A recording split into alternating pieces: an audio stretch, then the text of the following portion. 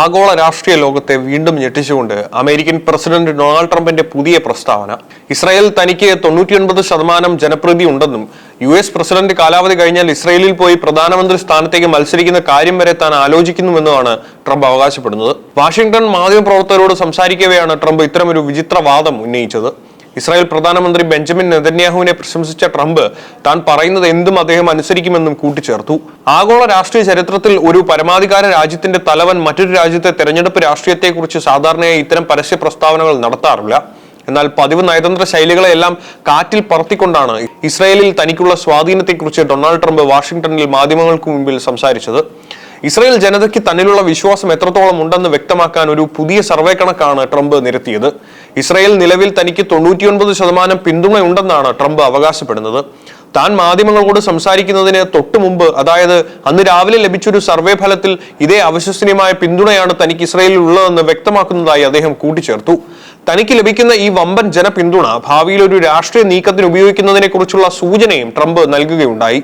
തന്റെ നിലവിലത്തെ US president കാലാവധി പൂർത്തിയായാൽ ഇസ്രായേലിലേക്ക് മാറി താമസിക്കുന്നതിനെ കുറിച്ച് അദ്ദേഹം സംസാരിച്ചു. അതിനുശേഷം അവിടെ പോയി പ്രധാനമന്ത്രി സ്ഥാനത്തേക്ക് മത്സരിക്കുന്ന കാര്യം താൻ ഗൗരവകരമായി ആലോചിക്കുമെന്നും അവിടെ മത്സരിച്ചാൽ തനിക്ക് എളുപ്പത്തിൽ വിജയിക്കാൻ സാധിക്കുമെന്നുള്ള വിചിത്രവാദമാണ് ട്രംപ് ഉന്നയിച്ചത്.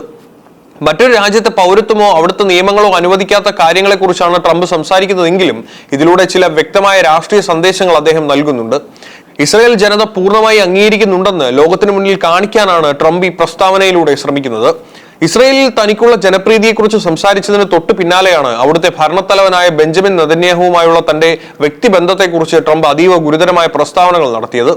ആഗോള രാഷ്ട്രീയത്തിൽ വലിയ രീതിയിലുള്ള നയതന്ത്ര ചർച്ചകൾക്ക് ഈ വാക്കുകൾ വഴിവെച്ചിട്ടുണ്ട്. താൻ ആവശ്യപ്പെടുന്ന കാര്യങ്ങൾ നടപ്പിലാക്കാൻ നെതന്യാഹുവിന് യാതൊരു മടിയുമില്ലെന്നാണ് ട്രംപ് മാധ്യമങ്ങൾക്ക് മുന്നിൽ അവകാശപ്പെടുന്നത്. ബെഞ്ചമിൻ നെതന്യാഹു അതീവ നല്ലൊരു മനുഷ്യനാണെന്ന് വിശേഷിപ്പിച്ച ട്രംപ് താൻ പറയുന്നത് എന്തും അദ്ദേഹം അനുസരിക്കുമെന്ന കടുത്ത വാദമാണ് ഉന്നയിച്ചത്.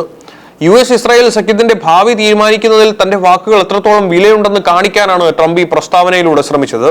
ബെഞ്ചമിൻ നെതന്യാഹുവിനെ വ്യക്തിപരമായി പുകഴ്ത്തുമ്പോഴും നിലവിൽ ഇസ്രായേൽ ആഭ്യന്തര രാഷ്ട്രീയത്തിൽ അദ്ദേഹത്തിന് നേരിടേണ്ടി വരുന്ന പ്രതിസന്ധികളിൽ ട്രംപ് അതൃപ്തി രേഖപ്പെടുത്തി. നിലവിലത്തെ സാഹചര്യത്തിൽ ഇസ്രായേലിൽ നെതന്യാഹുവിന് അർഹമായ പരിഗണനയോ നല്ലൊരു പെരുമാറ്റമോ ലഭിക്കുന്നില്ലെന്നാണ് തന്റെ വ്യക്തിപരമായ അഭിപ്രായമെന്ന് ട്രംപ് തുറന്നടിച്ചു. യുദ്ധപ്രതിസന്ധികൾക്കിടയിൽ ഇസ്രായേലിനകത്ത് നെതന്യാഹുവിന്റെ നേതൃത്വത്തിനെതിരെ ഉയരുന്ന വിമർശനങ്ങളെയും ജനരോക്ഷത്തെയും പരോക്ഷമായി തള്ളിക്കളയുന്നതായിരുന്നു ട്രംപിന്റെ ഈ നിലപാട്.